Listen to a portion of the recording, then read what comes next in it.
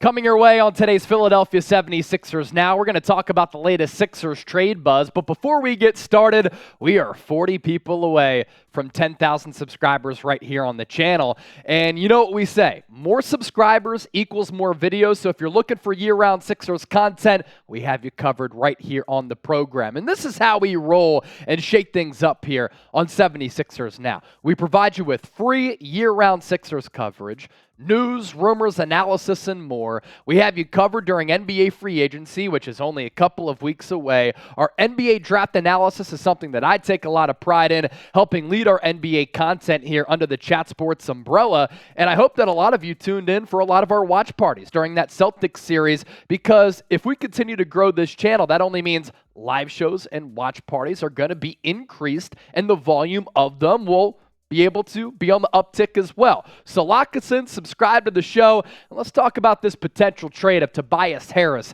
headed to the Los Angeles Clippers.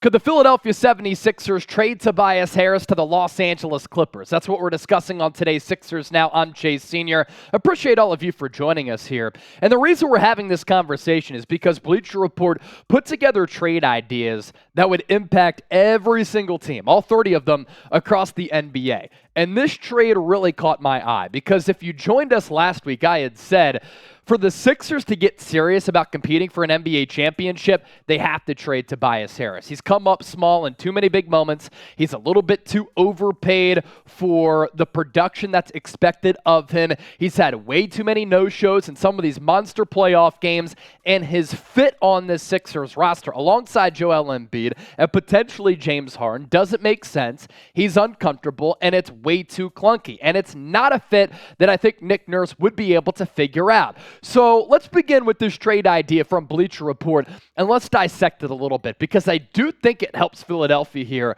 for this upcoming season. They're going all in on trying to win an NBA championship, and I'll expand my thoughts here over the next several minutes. The Sixers receive Eric Gordon, sharpshooter, good defensive player, Marcus Morris, Philadelphia native, 2023 second-round pick, which is 48th overall. As of right now, the Sixers don't have any picks in the draft because they were penalized for that P.J. Tucker tampering, but there has been some buzz about them trying to meet with Emoni Bates, who was once a highly touted prospect coming out of high school, but then he ran into some issues at the college ranks, did declare for the NBA draft, but if the Sixers want to take him, they need a pick. And could they use 48 overall to take him? So I look at this trade, and my first thought is, say less, man. Let's do it. Let's roll, take it to the bank. It is time to trade Tobias Harris. He's held this team back over the last couple of years, whether it be because of his play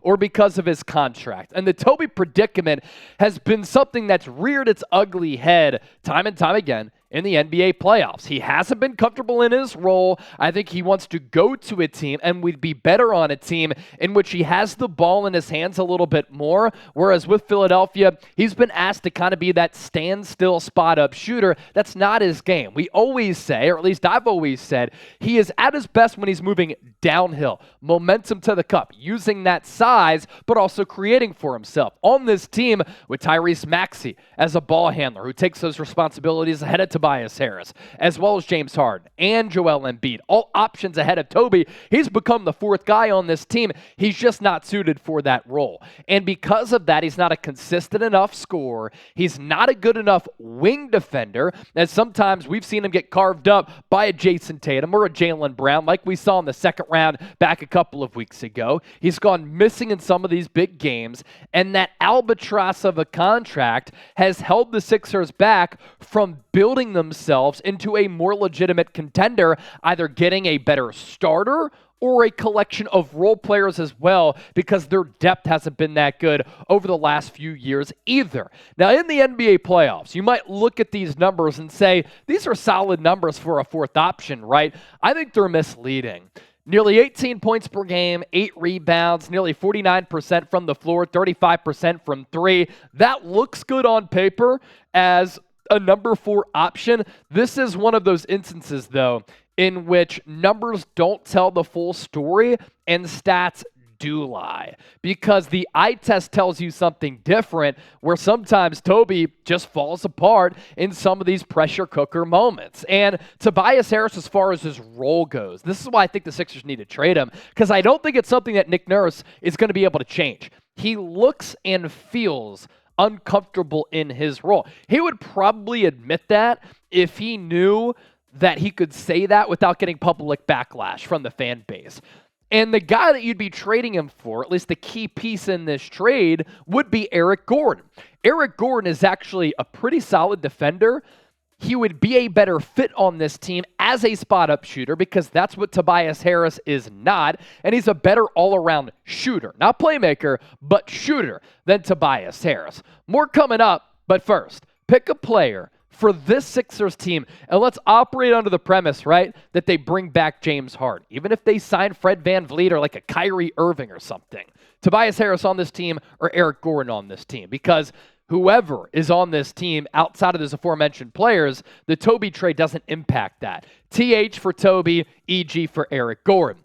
Eric Gordon's numbers over the last 4 years. He's been in the league for a minute, and 2 years ago, 2021, 2022, he was a marksman from deep. He shot 41% from three. That's a career high for him. He hadn't really done that throughout his career, at least to a consistent degree.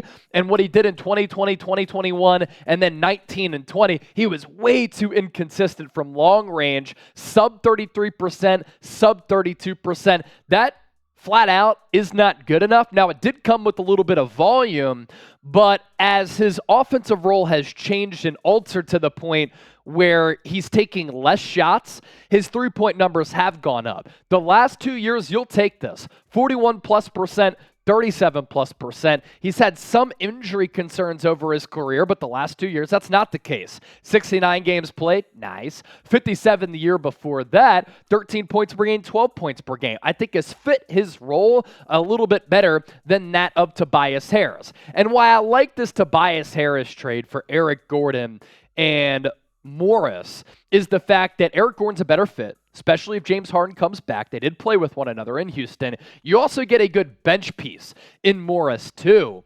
And I think Marcus Morris would be that much-needed bench player who isn't afraid to get in the trenches and mix it up a little bit. He adds more toughness to this team. It's a fun storyline because he's from Philadelphia, but also kind of at that wing power forward role, maybe a 5 if you want to go small, but that's not ideal. It adds you that scoring punch, which you've been looking for over the last few seasons. And what he's done over the last few seasons has been pretty consistent. You don't have to play him a ton, and you don't have to pay him a ton either. 31 minutes, anywhere between that and like 26 over the last 4 seasons, consistently available too. This guy is never scared of anything. That's the North Philly roots about him. And he's coming off a season in which I thought he was pretty solid, right? For the Los Angeles Clippers, 28 minutes per night, 11 points per game, 36.5% from three. That's not awful. And then the year before that, 29 minutes per night, 15 points per game,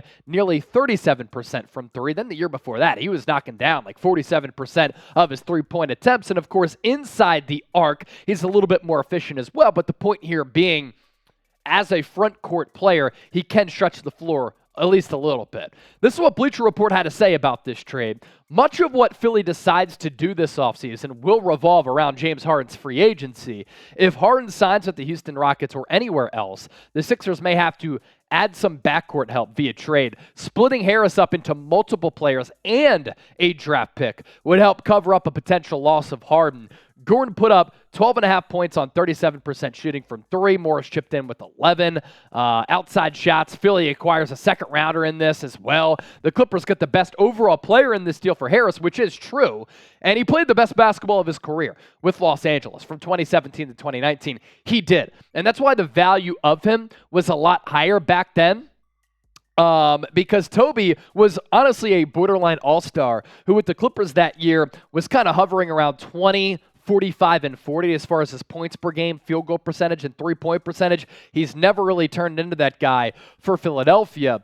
You might say Toby doesn't have a lot of value out there. I actually think he does. If he goes to a team that's in need of his specific skill set, he can be a walking 20 points per game, 45% shooting, 40% from three type of player, and play at that borderline all-star level. And him being on an expiring contract is actually affordable because you know you're only paying him that large sum for this upcoming season. And if you want to bring him back, it's not going to be at that contractual figure because he's just not worth that. So look, trade Tobias Harris if you want to get serious about winning an NBA championship. That's what I've continued to say here on the show, and that's what I believe the Philadelphia 76ers have to do. So who wins that trade? Is it the Sixers?